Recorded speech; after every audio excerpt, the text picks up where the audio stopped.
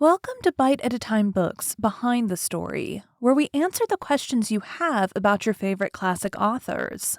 What inspired your favorite author to write their novels? What was going on in the world at the time? Follow along with us as we tell you what was happening in the world while your favorite authors wrote your favorite classics. My name is Bree Carlile, and I love to read and wanted to share my passion with listeners like you. If you enjoy our show, be sure to follow us so you get all the new episodes. If you want to see exclusive behind the scenes of our show, join our Patreon. We would also love for you to drop us a rating on your favorite podcast platform and share our show with your friends. You can catch us on all the social medias at Bite at a Time Books. Our show is part of the Bite at a Time Books Productions Network. If you would also like to hear a story by the author we are currently featuring, check out the Bite at a Time Books podcast wherever you listen to podcasts. Right now we are reading Jane Eyre. Today we will be talking about the next two kings that reigned while Charlotte Bronte was alive, George IV and William IV. George IV, George Augustus Frederick, August 12, 1762 to June 26, 1830, was King of the United Kingdom of Great Britain and Ireland and King of Hanover from the death of his father, King George III, on January 29, 1820, until his own death 10 years later. He had already been serving as Prince Regent since February 5, 1811, during his father's final mental illness. George IV was the eldest child of King George III and Queen Charlotte. He led an extravagant lifestyle that contributed to the fashions of the Regency era. He was a patron of new forms of leisure, style, and taste. He commissioned John Nash to build the Royal Pavilion in Brighton and remodel Buckingham Palace, and commissioned Geoffrey Wyatville to rebuild Windsor Castle. George's charm and culture earned him the title the First Gentleman of England. But his dissolute way of life and poor relationships with his parents and his wife, Caroline of Brunswick, earned him the contempt of the people and dimmed the prestige of the monarchy. He excluded Caroline from his coronation and asked the government to introduce the unpopular Pains and Penalties Bill in an unsuccessful attempt to divorce her. Despite presiding over the British Empire's emergence as a global hegemon, his rule was tarnished by scandal and financial extravagance. His ministers found his behavior selfish, unreliable, and irresponsible, and he was strongly influenced by favorites. Taxpayers were angry at his wasteful spending during the Napoleonic Wars. During most of George's regency and reign, Lord Liverpool controlled the government as Prime Minister of the United Kingdom. Liverpool's government presided over Britain's ultimate victory over Napoleon and negotiated a peace settlement with the French. After Liverpool's retirement, George IV was forced to accept Catholic emancipation despite opposing it. His only legitimate child, Princess Charlotte, predeceased him in 1817, so he was succeeded by his younger brother, King William IV. George was born at St. James's Palace, London, on August 12, 1762, the first child of the British King George III and Charlotte of Mecklenburg-Strelitz. As the eldest son of a British sovereign, he automatically became Duke of Cornwall and Duke of Rothesay at birth. He was created Prince of Wales and Earl of Chester a few days later. On September 18th of the same year, he was baptized by Thomas Secker, Archbishop of Canterbury. His godparents were his uncle Adolphus Frederick IV, Duke of Mecklenburg-Strelitz, for whom the Lord Chamberlain, William Cavendish, 4th Duke of Devonshire, stood proxy, his paternal great-uncle Prince William, Duke of Cumberland, and his grandmother, the Dowager Princess of Wales. George was a talented student and quickly learned to speak French, German, and Italian, in addition to his native English. At the age of 18, the Prince of Wales was given a separate establishment, and in dramatic contrast to his prosaic, scandal-free father, threw himself with zest into a life of dissipation and wild extravagance, involving heavy drinking and numerous mistresses and escapades. He was a witty conversationalist, drunk or sober, and showed good but grossly expensive taste in decorating his palace. The Prince of Wales turned 21 in 1783 and obtained a grant of £60,000, equivalent to £7,385,000 today from Parliament, and an annual income of £50,000, equivalent to £6,154,000 today from his father. It was far too little for his wants. His stables alone cost £31,000 a year. He then established his residence in Carlton House, where he lived a profligate life.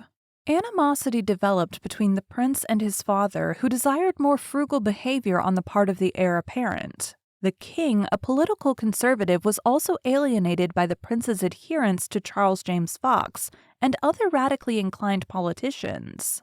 Soon after he reached the age of 21, the prince became infatuated with Maria Fitzherbert. She was a commoner, though granddaughter of a baronet, 6 years his elder, twice widowed and a Roman Catholic.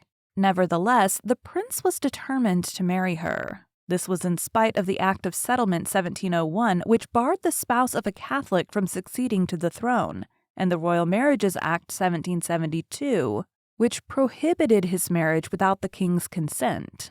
Nevertheless, the couple went through a marriage ceremony on December 15, 1785, at her house in Park Street, Mayfair. Legally, the union was void, as the king's consent was not granted and never even requested. However, Fitzherbert believed that she was the prince's canonical and true wife, holding the law of the church to be superior to the law of the state. For political reasons, the union remained secret, and Fitzherbert promised not to reveal it. The prince was plunged into debt by his exorbitant lifestyle. His father refused to assist him, forcing him to quit Carlton House and live at Fitzherbert's residence. In 1787, the prince's political allies proposed to relieve his debts with a parliamentary grant. The prince's relationship with Fitzherbert was suspected, and revelation of the illegal marriage would have scandalized the nation and doomed any parliamentary proposal to aid him. Acting on the prince's authority, the Whig leader Charles James Fox declared that the story was a calumny.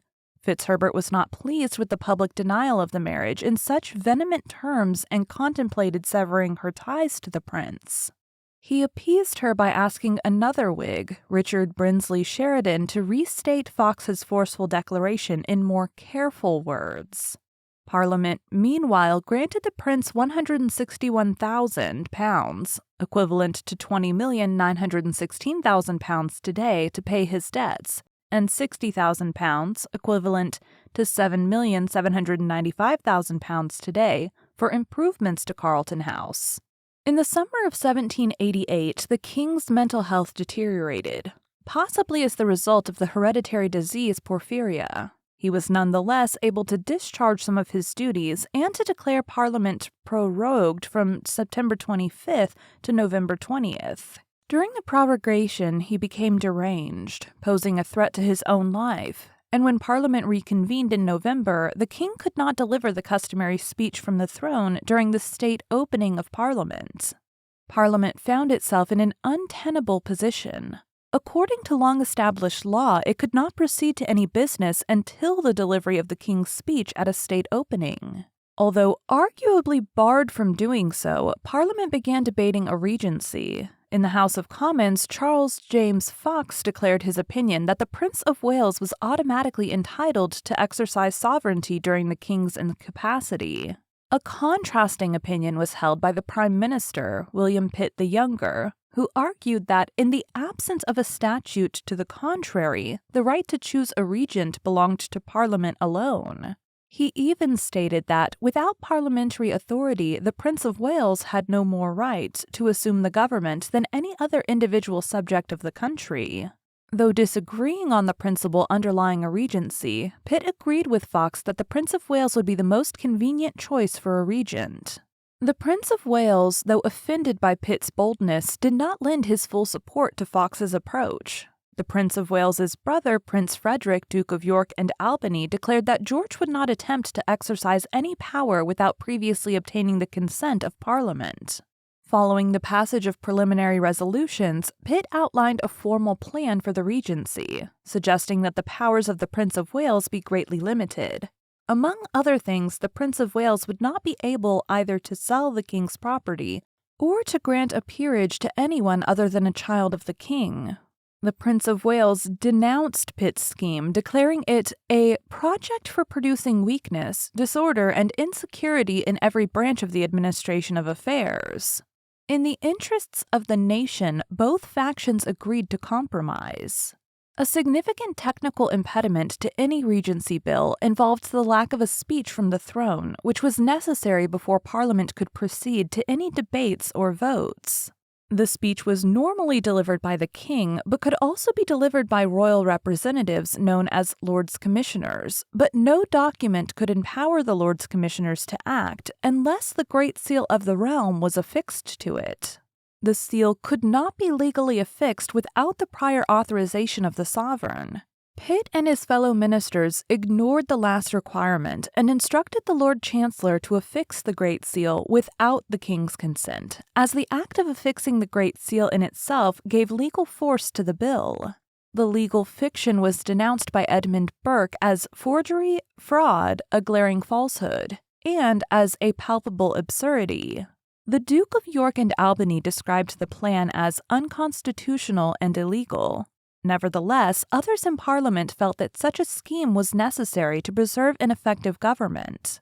Consequently, on February 3, 1789, more than 2 months after it had convened, Parliament was formally opened by an illegal group of Lords Commissioners. The Regency Bill was introduced, but before it could be passed, the King recovered. The King declared retroactively that the instrument authorizing the Lords Commissioners to act was valid. The Prince of Wales' debts continued to climb, and his father refused to aid him unless he married his cousin, Princess Caroline of Brunswick. In 1795, the prince acquiesced, and they were married on April 8, 1795, at the Chapel Royal, St. James Place. The marriage, however, was disastrous. Each party was unsuited to the other. The two were formally separated after the birth of their only child, Princess Charlotte, in 1796, and remained separated thereafter. The prince remained attached to Maria Fitzherbert for the rest of his life, despite several periods of estrangement. George's mistresses included Mary Robinson, an actress whom he paid to leave the stage, Grace Elliott, the divorced wife of a physician, and Frances Villiers, Countess of Jersey, who dominated his life for some years. In later life, George's mistresses were the Marchioness of Hertford and the Marchioness Conyngham. George was rumored to have fathered several illegitimate children. James Ord, born 1786, who moved to the United States and became a Jesuit priest, was reportedly his son by Fitzherbert. Late in life, George told a friend that he had a son who was a naval officer in the West Indies, whose identity has been tentatively established as Captain Henry A.F. Hervey, 1786 to 1824, reportedly George's child by the songwriter Lady Anne Lindsay, later Barnard, a daughter of James Lindsay, 5th Earl of Balcarres. Other reported children include Major George Seymour Kroll, the son of theater manager's daughter Eliza Kroll, William Hampshire, the son of a publican's daughter, Sarah Brown, and Charles Beau Candy, the son of a Frenchwoman with that surname. Anthony Camp, director of research at the Society of Genealogists, has dismissed the claims that George IV was the father of Ord, Hervey, Hampshire, and Candy as fictitious. The problem of the Prince of Wales' debts, which amounted to the extraordinary sum of £630,000 in 1795, equivalent to £66,544,000 today, was solved, at least temporarily, by Parliament. Being unwilling to make an outright grant to relieve these debts, it provided him an additional sum of £65,000, equivalent to £6,866,000 today, per annum. In 1803, a further £60,000, equivalent to £5,602,000 today, was added. And George's debts, as at 1785, were finally cleared in 1806, although the debts he had incurred since 1795 remained. In 1804, a dispute arose over the custody of Princess Charlotte, which led to her being placed in the care of the king. It also led to a parliamentary commission of inquiry into Princess Caroline's conduct after the Prince of Wales accused her of having an illegitimate son. The investigation cleared Caroline of the charge, but still revealed her behavior to have been extraordinarily indiscreet. In late 1810, the king's mental health once again broke down following the death of his youngest daughter, Princess Amelia. Parliament agreed to follow the precedent of 1788 without the king's consent. The Lord Chancellor affixed the Great Seal of the Realm to letters patent, naming Lords Commissioners. The letters patent lacked the royal sign manual but were sealed by request of resolutions passed by both Houses of Parliament.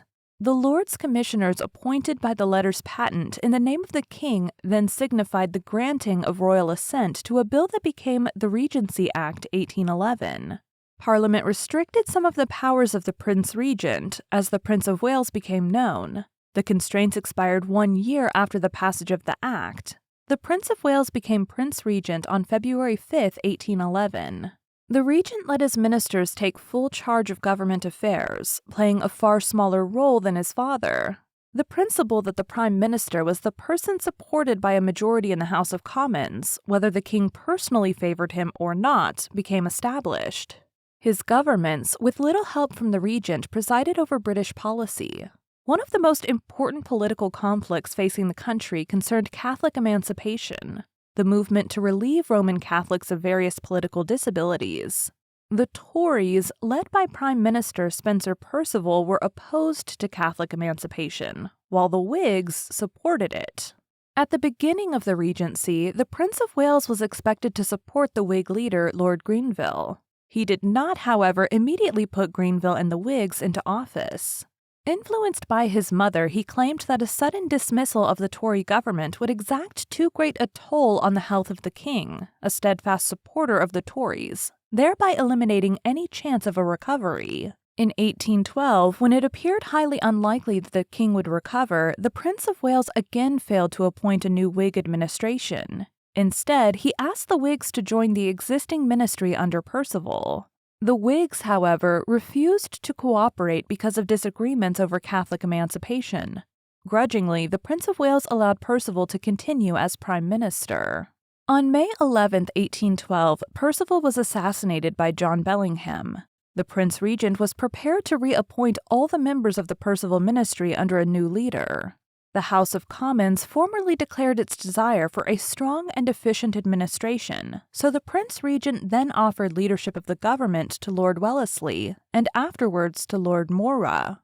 He doomed the attempts of both to failure, however, by forcing each to construct an all-party ministry at a time when neither party wished to share power with the other. Possibly using the failure of the two peers as a pretext, the Prince Regent immediately reappointed the Perceval administration with Lord Liverpool as Prime Minister. The Tories, unlike Whigs such as Earl Grey, sought to continue the vigorous prosecution of the war in continental Europe against the powerful and aggressive Emperor of the French, Napoleon I. An anti-French alliance which included Russia, Prussia, Austria, Britain, and several smaller countries defeated Napoleon in 1814. In the subsequent Congress of Vienna, it was decided that the electorate of Hanover, a state that had shared a monarch with Britain since 1714, would be raised to the Kingdom of Hanover. Napoleon returned from exile in 1815, but was defeated at the Battle of Waterloo by the Duke of Wellington, brother of Lord Wellesley. During this period, George took an active interest in matters of style and taste, and his associates, such as the dandy Beau Brummel and the architect John Nash, created the Regency style. In London, Nash designed the Regency terraces of Regent's Park and Regent Street. George took up the new idea of the seaside spa and had the Brighton Pavilion developed as a fantastical seaside palace, adapted by Nash in the Indian Gothic style, inspired loosely by the Taj Mahal, with extravagant Indian and Chinese interiors. When George III died in 1820, the Prince Regent, then aged 57, ascended the throne as George IV, with no real change in his powers. By the time of his accession, he was obese and possibly addicted to laudanum. George IV's relationship with his wife Caroline had deteriorated by the time of his accession. They had lived separately since 1796, and both were having affairs.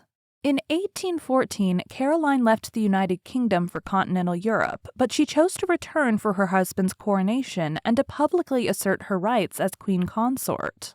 However, he refused to recognize Caroline as queen and commanded British ambassadors to ensure that monarchs in foreign courts did the same. By royal command, Caroline's name was omitted from the Book of Common Prayer, the Liturgy of the Church of England. The king sought a divorce, but his advisors suggested that any divorce proceedings might involve the publication of details relating to the king's own adulterous relationships. Therefore, he requested and ensured the introduction of the Pains and Penalties Bill, under which Parliament could have imposed legal penalties without a trial in a court of law. The bill would have annulled the marriage and stripped Caroline of the title of queen. The bill proved extremely unpopular with the public and was withdrawn from Parliament. George decided, nonetheless, to exclude his wife from his coronation at Westminster Abbey on July 19, 1821. Caroline fell ill that day and died on August 7th. During her final illness, she often stated that she thought she had been poisoned. George's coronation was a magnificent and expensive affair, costing about £243,000, approximately £22,639,000 in 2022. For comparison, his father's coronation had only cost about £10,000. Despite the enormous cost, it was a popular event. In 1821, the king became the first monarch to pay a state visit to Ireland since Richard II of England. The following year, he visited Edinburgh for 21 daft days. His visit to Scotland, organized by Sir Walter Scott, was the first by a reigning monarch since the mid-17th century. George spent most of his later reign in seclusion at Windsor Castle, but he continued to intervene in politics. At first, it was believed that he would support Catholic emancipation, as he had proposed a Catholic emancipation bill for Ireland in 1797. But his anti-Catholic views became clear in 1813, when he privately canvassed against the ultimately defeated Catholic Relief Bill of 1813.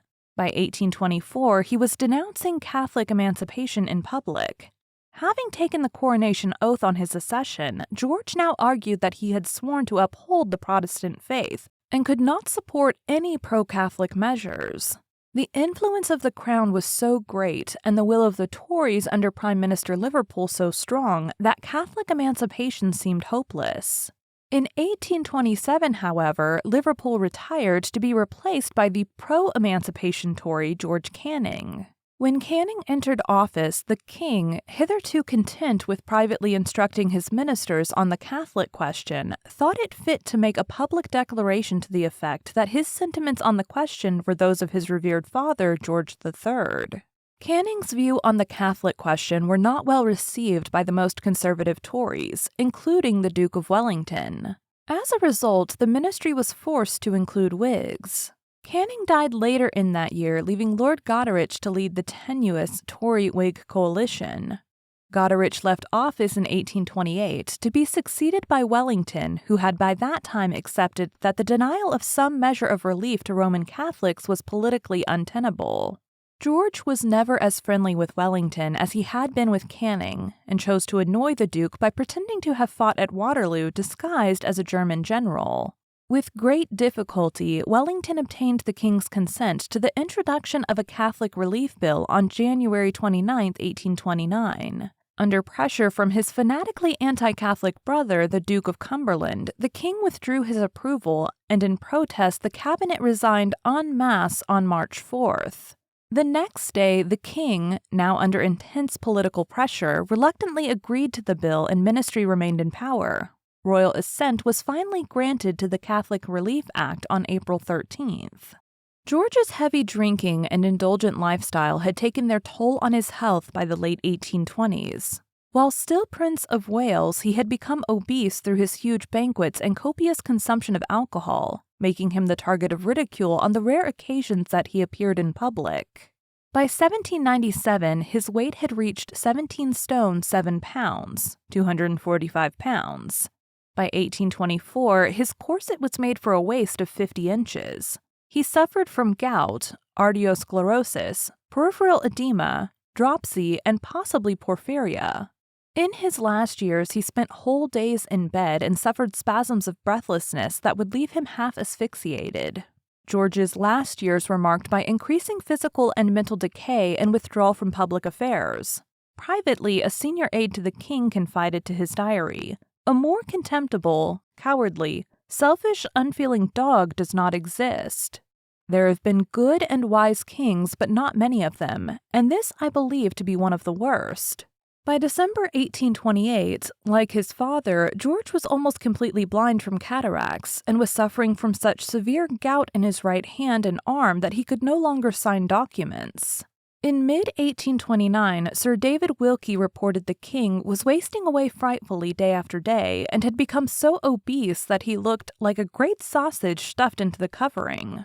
The king took laudanum to counteract severe bladder pains, which left him in a drugged and mentally handicapped state for days on end.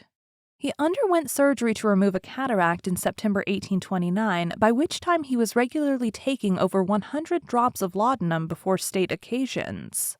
By the spring of 1830, George's imminent end was apparent. Now largely confined to his bedchambers, having completely lost sight in one eye, and describing himself as blind as a beetle, he was forced to approve legislation with a stamp of his signature in the presence of witnesses. His weight was recorded to be 20 stone, 280 pounds. Attacks of breathlessness due to dropsy forced him to sleep upright in a chair, and doctors frequently tapped his abdomen in order to drain excess fluid. Despite his obvious decline, George was admired for clinging doggedly to life. His will to live and still prodigious appetite astonished observers. In April 1830, the Duke of Wellington wrote that the king had consumed for breakfast a pigeon and beef steak pie, 3 parts of a bottle of Moselle, a glass of dry champagne, 2 glasses of port, and a glass of brandy, followed by a large dose of laudanum. Writing to Marie Fitzherbert in June, the king's doctor, Sir Henry Halford, noted, "His Majesty's constitution is a gigantic one, and his elasticity under the most severe pressure exceeds what I have ever witnessed in 38 years' experience." Though George had been under Halford's care since the time of the Regency, the doctor's social ambitions and perceived lack of competence were strongly criticized, the Lancet labeling Halford's bulletins on the king's health as utterly and entirely destitute of information. Subsequently, characterizing Halford's treatment of George, which involved administering both opium and laudanum as sedatives, as appearing to lack sense or direction. George dictated his will in May and became very devout in his final months, confessing to an archdeacon that he repented of his dissolute life, but hoped mercy would be shown to him as he had always tried to do the best for his subjects. By June, he was unable to lie down and received the sacrament on June 14th in the presence of Lady Conyngham, Halford, and a clergyman. While Halford only informed the cabinet on June 24th that the king's cough continues with considerable expectoration, he privately told his wife that things are coming to a conclusion. "I shall be released about Monday." At about 3 in the morning of June 26, 1830, at Windsor Castle, George awoke and passed a bowel movement. A large evacuation mixed with blood. He then sent for Halford, allegedly calling to his servants, Sir Henry, fetch him, this is death." Accounts of George's final moments and last words vary. According to Halford, following his arrival and that of Sir William Langton, the king's lips grew livid and he dropped his head on the page's shoulder. "I was up the stairs in 5 minutes and he died but 8 minutes afterwards." Other accounts state the king placed his hands on his stomach and said, "Surely this must be death," or that he called out, "Good God, what is this?" clasped his page's hand and said, "My boy, this is death." George died at 3:15 a.m. An autopsy conducted by his physicians revealed George had died from upper gastrointestinal bleeding resulting from the rupture of a blood vessel in his stomach. A large tumor, the size of an orange, was found attached to his bladder. His heart was enlarged, had heavily calcified valves, and was surrounded by a large fat deposit. The king was buried in St. George's Chapel, Windsor Castle, on July 15th. George's only legitimate child, Charlotte, had died from postpartum complications in 1817, after delivering a stillborn son. George III's second son, Prince Frederick, Duke of York and Albany, had died childless in 1827, so the throne passed to the third son of George III, Prince William, Duke of Clarence, who reigned as William IV. George was described as the first gentleman of England on account of his style and manners. He was bright, clever, and knowledgeable, but his laziness and gluttony led him to squander much of his talent. The Times wrote that he would always prefer a girl and a bottle to politics and a sermon. The Regency period saw a shift in fashion that was largely determined by George. After political opponents put a tax on wig powder, he abandoned wearing a powdered wig in favor of natural hair. He wore darker colors that had been previously fashionable as they helped to disguise his size, favored pantaloons and trousers over knee breeches because they were looser, and popularized a high collar with neckcloth because it hid his double chin. His visit to Scotland in 1822 led to the revival, if not the creation, of Scottish tartan dress as it is known today. During the political crisis caused by Catholic emancipation, the Duke of Wellington said that George was the worst man he ever fell in with his whole life, the most selfish, the most false, the most ill-natured, the most entirely without one redeeming quality.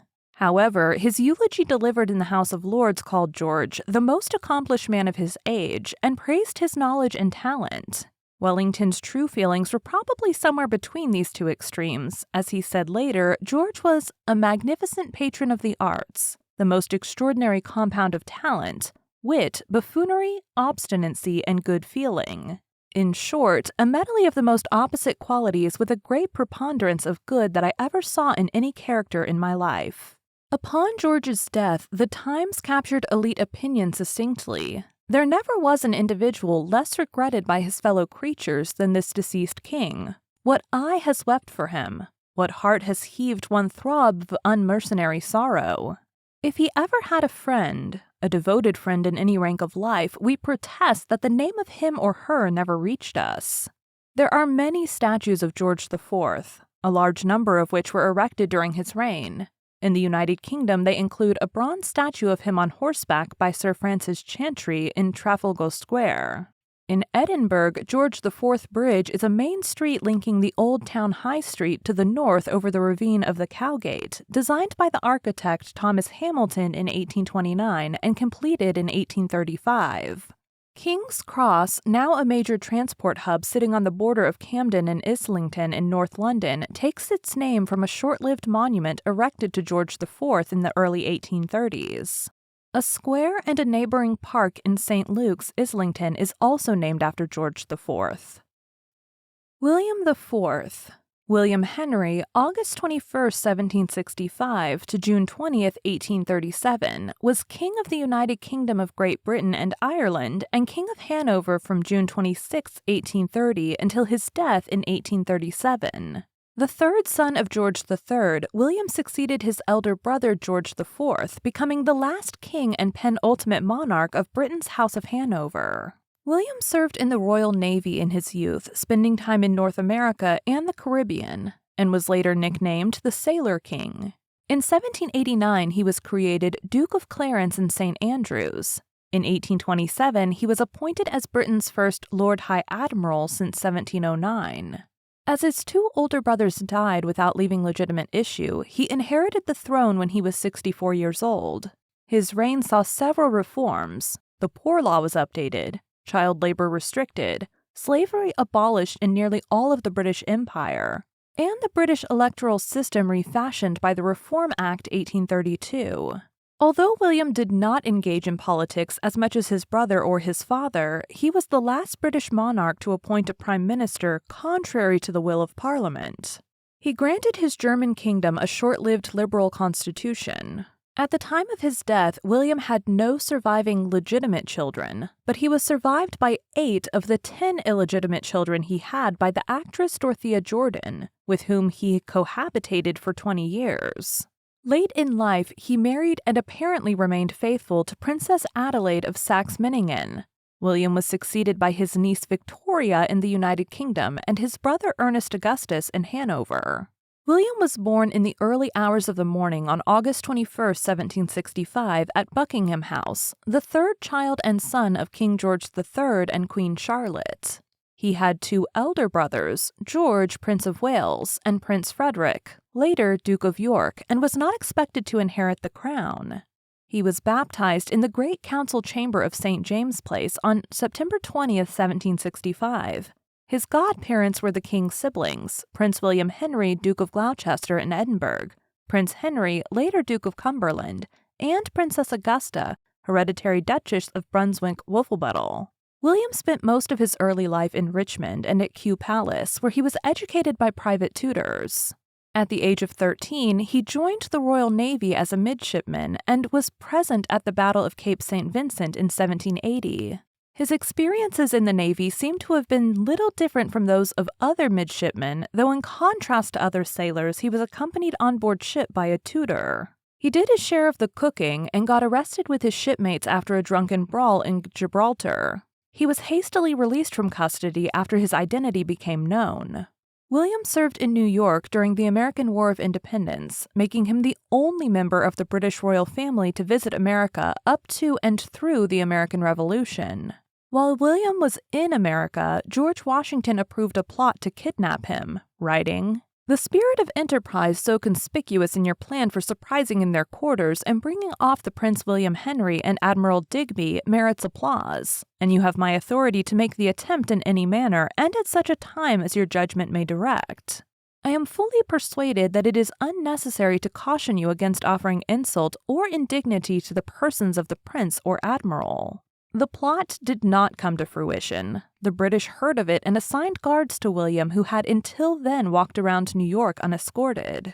In September 1781, William held court at the Manhattan home of Governor Robertson. In attendance were Mayor David Matthews, Admiral Digby, and General Delancey. William became a lieutenant in 1785 and captain of HMS Pegasus the following year. In late 1786, he was stationed in the West Indies under Horatio Nelson, who wrote of William, "In his professional line he is superior to 2/3, I am sure, of the naval list. And in attention to orders and respect to his superior officer, I hardly know his equal." The two were great friends and dined together almost nightly. At Nelson's wedding, William insisted on giving the bride away. He was given command of the frigate HMS Andromeda in 1788 and was promoted to rear admiral while commanding HMS Valiant the following year. William sought to be made a duke like his elder brothers and to receive a similar parliamentary grant, but his father was reluctant. To put pressure on him, William threatened to stand for the British House of Commons for the constituency of Tones in Devon.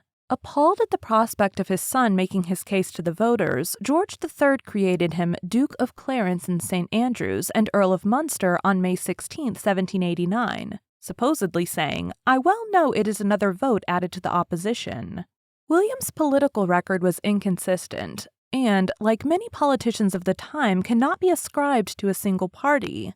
However, he allied himself publicly with the Whigs, as did his elder brothers, who were known to be in conflict with the political positions of their father. William ceased his active service in the Royal Navy in 1790. When Britain declared war on France in 1793, he was eager to serve his country and expected to be given a command, but was not. Perhaps at first because he had broken his arm by falling down some stairs drunk, but later perhaps because he gave a speech in the House of Lords opposing the war. The following year, he spoke in favor of the war and expected a command after his change of heart. None came. The Admiralty did not reply to his request. He did not lose hope of being appointed to an active post. In 1798, he was made an admiral, but the rank was purely nominal. Despite repeated petitions, he was never given a command throughout the Napoleonic Wars. In 1811, he was appointed to the honorary position of Admiral of the Fleet. In 1813, he came nearest to involvement in actual fighting when he visited the British troops fighting in the Low Countries. Watching the bombardment of Antwerp from a church steeple, he came under fire and a bullet pierced his coat. Instead of serving at sea, William spent time in the House of Lords, where he spoke in opposition to the abolition of slavery, which still existed in the British colonies. Freedom would do the slaves little good, he argued. He traveled widely and, in his eyes, the living standard among freemen in the Highlands and Islands of Scotland was worse than that among slaves in the West Indies. His experience in the Caribbean, where he quickly absorbed the plantation owners' views about slavery, lent weight to his position, which was perceived as well argued and just by some of his contemporaries. In his first speech before Parliament, he called himself an attentive observer of the state of the Negroes, who found them well cared for and in a state of humble happiness. Others thought it shocking that so young a man under no bias of interest should be earnest in continuance of the slave trade. In his speech to the House, William insulted William Wilberforce, the leading abolitionist, saying, "The proponents of the abolition are either fanatics or hypocrites, and in one of those classes I rank Mr. Wilberforce." On other issues he was more liberal, such as supporting moves to abolish penal laws against dissenting Christians. He also opposed efforts to bar those found guilty of adultery from remarriage. From 1791, William lived with an Irish actress, Dorothea Bland, better known by her stage name, Mrs. Jordan, the title Mrs. being assumed at the start of her stage career to explain an inconvenient pregnancy, and Jordan because she had crossed the water from Ireland to Britain. He appeared to enjoy the domesticacy of his life with Mrs. Jordan, remarking to a friend, "Mrs. Jordan is a very good creature, very domestic and careful of her children. To be sure, she is absurd sometimes and has her humors, but there are such things more or less in all families." The couple, while living quietly, enjoyed entertaining, with Mrs. Jordan writing in late 1809, "We shall have a full and merry house this Christmas. 'Tis what the dear Duke delights in." George III was accepting of his son's relationship with the actress, though recommending that he have her allowance. In 1797, he created William the Ranger of Bushy Park, which included a large residence, Bushy House, for William's growing family. William used Bushy as his principal residence until he became king. His London residence, Clarence House, was constructed to the designs of John Nash between 1825 and 1827. The couple had 10 illegitimate children, 5 sons and 5 daughters, 9 of whom were named after William's siblings. Each was given the surname Fitzclarence. Their affair lasted for 20 years before ending in 1811. Mrs. Jordan had no doubt as to the reason for the breakup. Money, money, my good friend has, I am convinced, made him at this moment the most wretched of men. Adding, with all his excellent qualities, his domestic virtues, his love for his lovely children, what must he not at this moment suffer? She was given a financial settlement of £4,400, equivalent to $326,400 in 2020, per year, and custody of her daughters on condition that she did not resume the stage. When she resumed acting in an effort to repay debts incurred by the husband of one of her daughters from a previous relationship, William took custody of the daughters and stopped paying the £1,500. Equivalent to £107,300 in 2020, designated for their maintenance. After Mrs. Jordan's acting career began to fail, she fled to France to escape her creditors and died, impoverished, near Paris in 1816. Before he met Mrs. Jordan, William had an illegitimate son whose mother is unknown. The son, also called William, drowned off Madagascar in HMS Blenheim in February 1807. Caroline von Linsingen, whose father was a general in the Hanoverian infantry, claimed to have a son, Henrik, by William in around 1790, but William was not in Hanover at the time that she claims, and the story is considered implausible by historians. Deeply in debt, William made multiple attempts at marrying a wealthy heiress such as Catherine Tinley Long, but his suits were unsuccessful. Following the death of William's niece, Princess Charlotte of Wales, then second in line to the British throne, in 1817 George III was left with 12 children, but no legitimate grandchildren.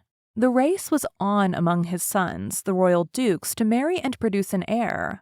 William had great advantages in his race. His 2 older brothers were both childless and estranged from their wives, who were both beyond childbearing age anyway, and William was the healthiest of the 3.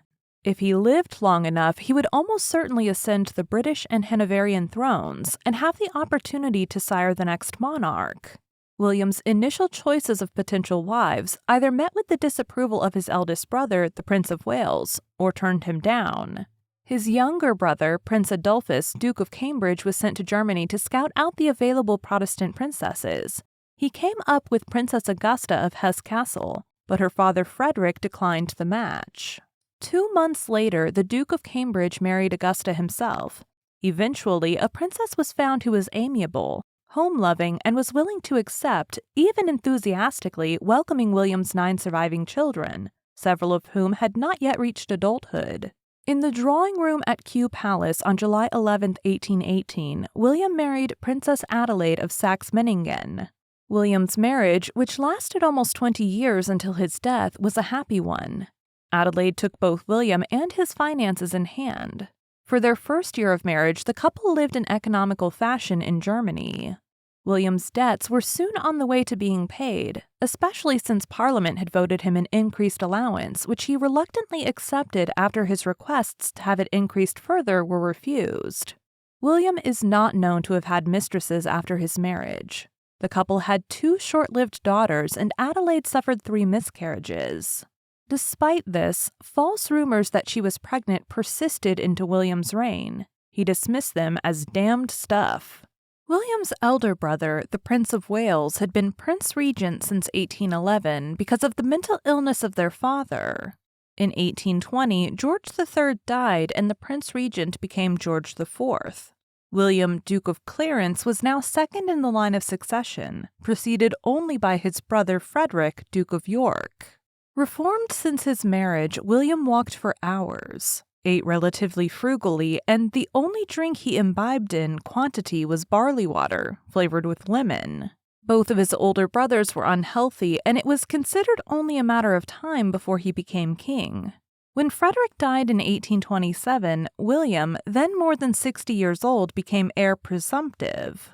Later that year, the incoming Prime Minister, George Canning, appointed him to the office of Lord High Admiral, which had been in commission, that is, exercised by a board rather than by a single individual, since 1709. While in office, William had repeated conflicts with his council, which was composed of admiralty officers. Things finally came to a head in 1828 when, as Lord High Admiral, he put to sea with a squadron of ships, leaving no word of where they were going and remaining away for 10 days. The king requested his resignation through the Prime Minister, the Duke of Wellington. He complied.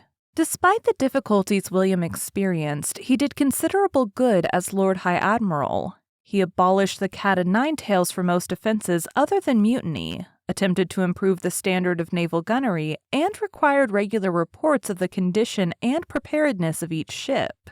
He commissioned the first steam warship and advocated the construction of more. Holding the office permitted him to make mistakes and learn from them, a process that might have been far more costly if he had not learned before becoming king that he should act only with the advice of his counselors. William spent much of his remaining time during his brother's reign in the House of Lords. He supported the Catholic Emancipation Bill against the opposition of his younger brother, Ernest Augustus, Duke of Cumberland, describing the latter's position on the bill as infamous to Cumberland's outrage. George IV's health was increasingly bad. It was obvious by early 1830 that he was near death. The king took his leave of his younger brother at the end of May, stating, "God's will be done. I have injured no man. It will all rest on you then." William's genuine affection for his older brother could not mask his rising anticipation that he would soon be king.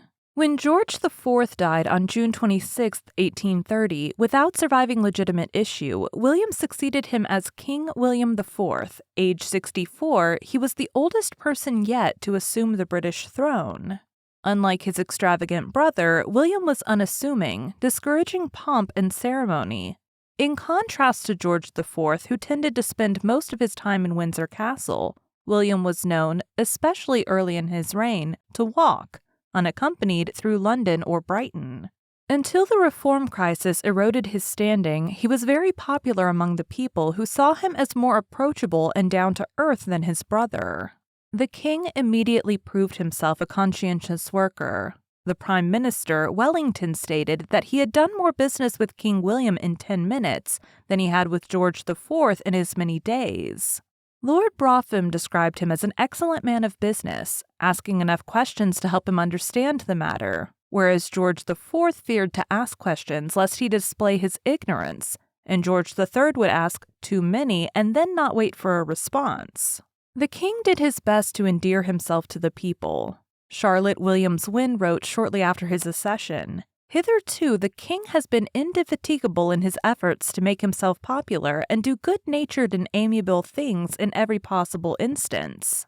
Emily Eden noted, "He is an immense improvement on the last unforgiving animal, who died growling sulkily in his den at Windsor. This man at least wishes to make everybody happy, and everything he has done has been benevolent." William dismissed his brother's French chefs and German band, replacing them with English ones to public approval. He gave much of George IV's art collection to the nation and halved the royal stud. George had begun an extensive and expensive renovation of Buckingham Palace. William refused to reside there and twice tried to give the palace away, once to the army as a barracks, and once to Parliament after the Houses of Parliament burned down in 1834. His informality could be startling. When in residence at the Royal Pavilion in Brighton, King William used to send to the hotels for a list of their guests and invite anyone he knew to dinner, urging guests not to bother about clothes. The Queen does nothing but embroider flowers after dinner. Upon taking the throne, William did not forget his 9 surviving illegitimate children, creating his eldest son Earl of Munster and granting the other children the precedence of a daughter or a younger son of a marquess. Despite this, his children importuned for greater opportunities, disgusting elements of the press who reported that the impudence and rapacity of the Fitzjordans is unexampled. The relationship between William and his sons was punctuated by a series of savage and, for the king at least, painful quarrels over money and honors. His daughters, on the other hand, proved an ornament to his court as, "They are all, you know, pretty and lively, and make society in a way that real princesses could not." At the time, the death of the monarch required fresh elections, and in the general election of 1830, Wellington's Tories lost ground to the Whigs under Lord Grey, though the Tories still had the largest number of seats. With the Tories bitterly divided, Wellington was defeated in the House of Commons in November, and Lord Grey formed a government. Grey pledged to reform the electoral system, which had seen few changes since the 15th century. The inequities in the system were great. For example, large towns such as Manchester and Birmingham elected no members, though they were part of the county constituencies, while small boroughs, known as rotten or pocket boroughs, such as Old Sarum with just 7 voters, elected 2 members of Parliament each. Often, the rotten boroughs were controlled by great aristocrats, whose nominees were invariably elected by the constituents, who were, most often, their tenants, especially since the secret ballot was not yet used in parliamentary elections. Landowners who controlled seats were even able to sell them to prospective candidates.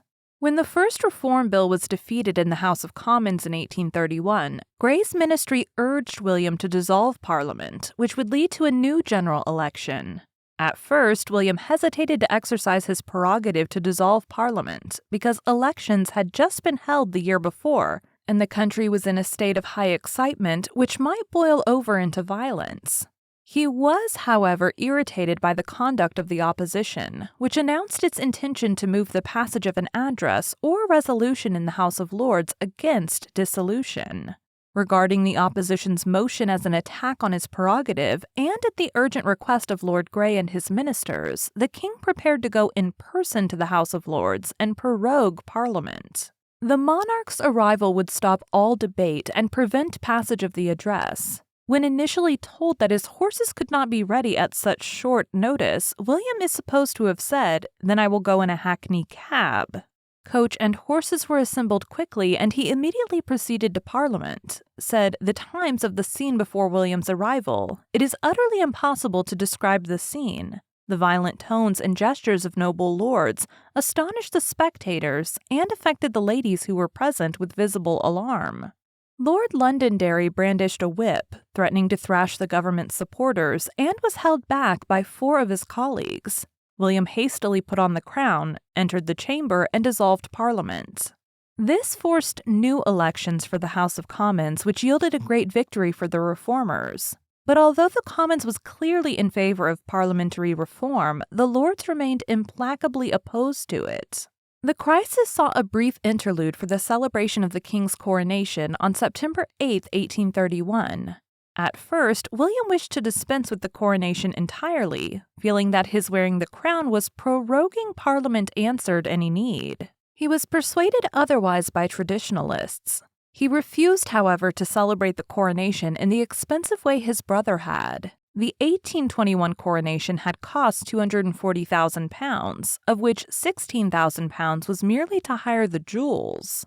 At William's instructions, the Privy Council budgeted less than £30,000 for the coronation.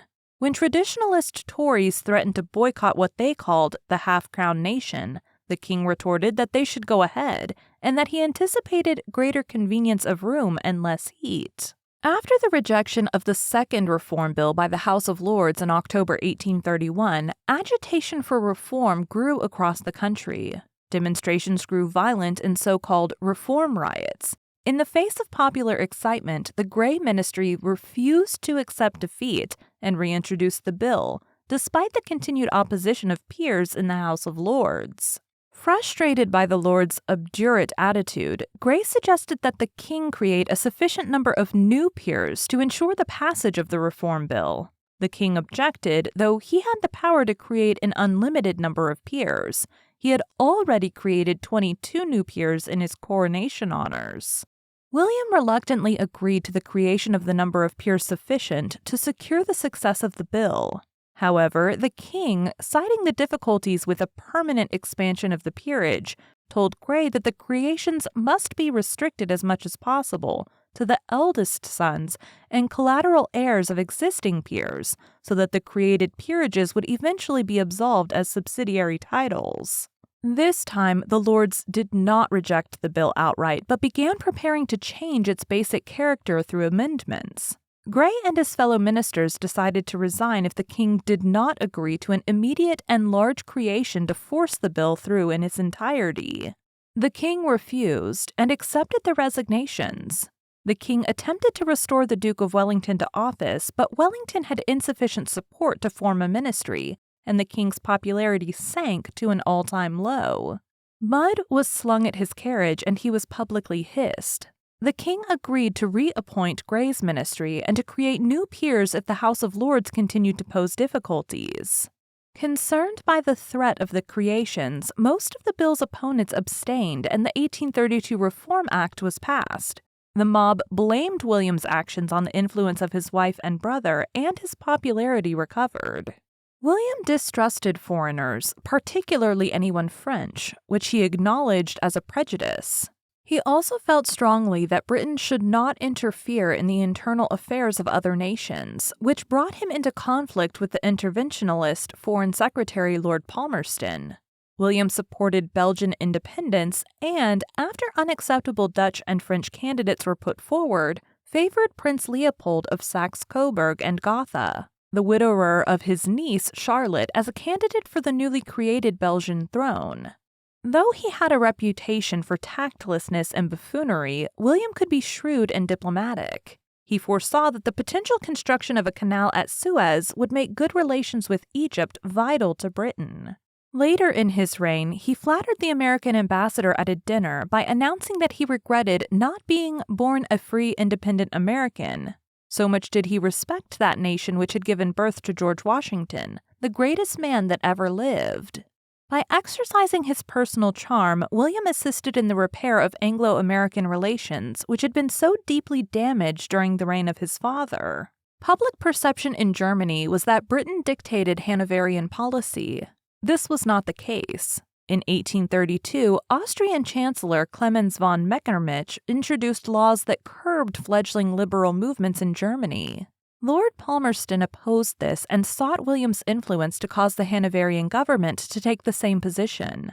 The Hanoverian government instead agreed with Metternich, much to Palmerston's dismay, and William declined to intervene. The conflict between William and Palmerston over Hanover was renewed the following year, when Metternich called a conference of the German states to be held in Vienna, and Palmerston wanted Hanover to decline the invitation.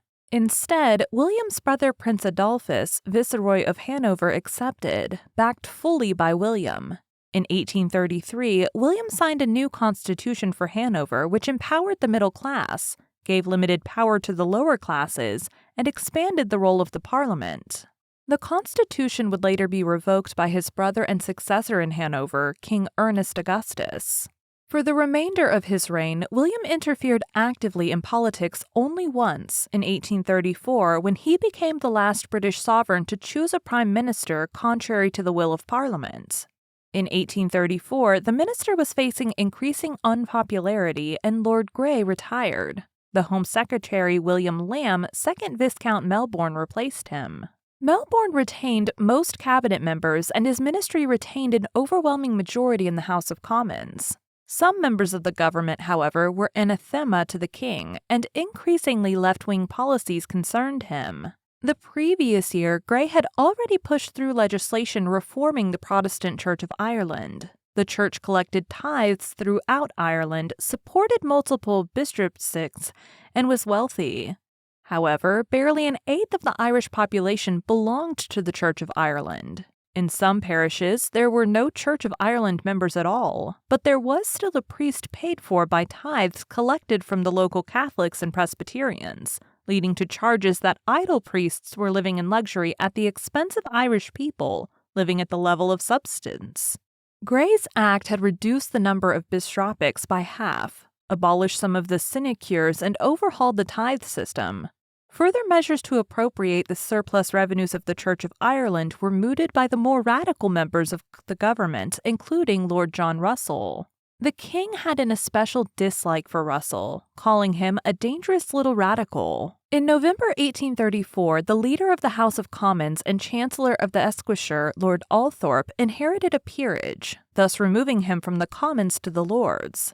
Melbourne had appointed a new Commons leader and a new Chancellor, who, by long custom, must be drawn from the Commons, but the only candidate whom Melbourne felt suitable to replace Althorp as Commons leader was Lord John Russell, whom William and many others found unacceptable due to his radical politics.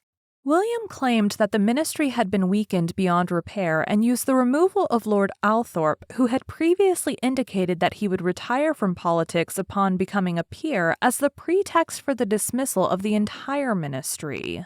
With Lord Melbourne gone, William chose to entrust power to a Tory, Robert Peel. Since Peel was then in Italy, the Duke of Wellington was provisionally appointed Prime Minister. When Peel returned and assumed leadership of the ministry for himself, he saw the impossibility of governing because of the Whig majority in the House of Commons. Consequently, Parliament was dissolved to force fresh elections. Although the Tories won more seats than in the previous election, they were still in the minority. Peel remained in office for a few months, but resigned after a series of parliamentary defeats. Melbourne was restored to the Prime Minister's office, remaining there for the rest of William's reign, and the king was forced to accept Russell as Commons leader. The king had a mixed relationship with Lord Melbourne. Melbourne's government mooted more ideas to introduce greater democracy, such as the de-evolution of the powers to the Legislative Council of Lower Canada, which greatly alarmed the king, who feared it would eventually lead to the loss of the colony. At first, the king bitterly opposed these proposals. William exclaimed to Archbishop Eckenshen, Lord Gosford, Governor-General Designate of Canada, "Mind what you are about in Canada. Mind me, my lord, the cabinet is not my cabinet. They had better take care, or by God I will have them impeached." When William's son Augustus Fitzclarence inquired of his father whether the king would be entertaining during Ascot Week, William gloomily replied, "I cannot give any dinners without inviting the ministers, and I would rather see the devil than any one of them in my house." Nevertheless, William approved the cabinet's recommendations for reform. Despite his disagreements with Melbourne, the king wrote warmly to congratulate the prime minister when he triumphed in the adultery case brought against him concerning Lady Caroline Norton. He had refused to permit Melbourne to resign when the case was first brought. The king and prime minister eventually found a modus vivendi, Melbourne applying tact and firmness when called for, while William realized that his first minister was far less radical in his politics than the king had feared. Both the king and queen were fond of their niece, Princess Victoria of Kent. Their attempts to forge a close relationship with the girl were frustrated by the conflict between the king and the princess's widowed mother, the Duchess of Kent. The king, however, angered at what he took to be disrespect from the Duchess to his wife, took the opportunity at what proved to be his final birthday banquet in August 1836 to settle the score. Speaking to those assembled at the banquet, who included the Duchess and Princess, William expressed his hope that he would survive until the Princess was 18, so that the Duchess would never be regent. He said, "I trust to God that my life may be spared for 9 months longer, should I then have the satisfaction of leaving the exercise of the royal authority to the personal authority of that young lady, heiress presumptive to the crown, and not in the hands of a person now near me, who is surrounded by evil advisers and is herself incompetent to act with propriety in the situation in which she would be placed." The speech was so shocking that Victoria burst into tears, while her mother sat in silence and was only with difficulty persuaded not to leave immediately after dinner. The two left the next day. William's outburst undoubtedly contributed to Victoria's tempered view of him as a good old man, though eccentric and singular. William survived, though mortally ill, to the month after Victoria's coming of age. "Poor old man," Victoria wrote as he was dying. "I feel sorry for him. He was always personally kind to me." William was very much shaken and affected by the death of his eldest daughter, Sophia, Lady Delisle and Dudley, in childbirth in April 1837. William and his eldest son, George, Earl of Munster, were estranged at the time, but William hoped that a letter of condolence from Munster signaled a reconciliation. His hopes were not fulfilled, and Munster, still thinking he had not been given sufficient money or patronage, remained bitter to the end. Queen Adelaide attended the dying William devotedly, not going to bed herself for more than 10 days. William died in the early hours of the morning of June 20th, 1837, at Windsor Castle, where he was buried at St. George's Chapel. As William had no living legitimate issue, the crown of the United Kingdom passed to Princess Victoria, the only child of Prince Edward, Duke of Kent and Stratham, George III's fourth son. Under Salic law, a woman could not rule Hanover, and so the Hanoverian crown went to George III's fifth son, the Duke of Cumberland. William's death thus ended the personal union of Britain and Hanover, which had persisted since 1714. The main beneficiaries of his will were his 8 surviving children by Mrs. Jordan. Although William is not the direct ancestor of the later monarchs of the United Kingdom, he has many notable descendants through his illegitimate family with Mrs. Jordan, including former Prime Minister David Cameron, TV presenter Adam Hart Davis, and author and statesman Duff Cooper. William IV had a short but eventful reign. In Britain, the reform crisis marked the ascendancy of the House of Commons and the corresponding decline of the House of Lords, and the King's unsuccessful attempt to remove the Melbourne Ministry indicated a reduction in the political influence of the Crown and of the King's influence over the electorate. During the reign of George III, the King could have dismissed one ministry, appointed another, dissolved Parliament, and expected the electorate to vote in favor of the new administration. Such was the result of a dissolution in 1784 after the dismissal of the Fox-North Coalition, and in 1807 after the dismissal of Lord Grenville. But when William dismissed the Melbourne Ministry, the Tories under Sir Robert Peel failed to win the ensuing elections. The monarch's ability to influence the opinion of the electorate and therefore national policy had been reduced. None of William's successors has attempted to remove a government or to appoint another against the wishes of Parliament. William understood that as a constitutional monarch he had no power to act against the opinion of Parliament. He said, "I have my view of things, and I tell them to my ministers. If they do not adopt them, I cannot help it. I have done my duty." During William's reign, the British Parliament enacted major reforms, including the Factory Act of 1833, preventing child labor, the Slavery Abolition Act 1833, emancipating slaves in the colonies, and the Poor Law Amendment Act 1834, standardizing provision for the destitute. William attracted criticism both from reformers who felt that reform did not go far enough, and from reactionaries who felt that reform went too far. A modern interpretation sees him as failing to satisfy either political extreme by trying to find a compromise between two bitterly opposed factions, but in the process proving himself more capable as a constitutional monarch than many had supposed. Thank you for joining Bite at a Time Books Behind the Story today, while we answered some of the questions you have about one of your favorite classic authors. If you enjoy our show, be sure to follow us so you get all the new episodes. If you want to see exclusive behind the scenes of our show, join our Patreon. We would also love for you to drop us a rating on your favorite podcast platform and share our show with your friends. You can catch us on all the social medias at Bite at a Time Books.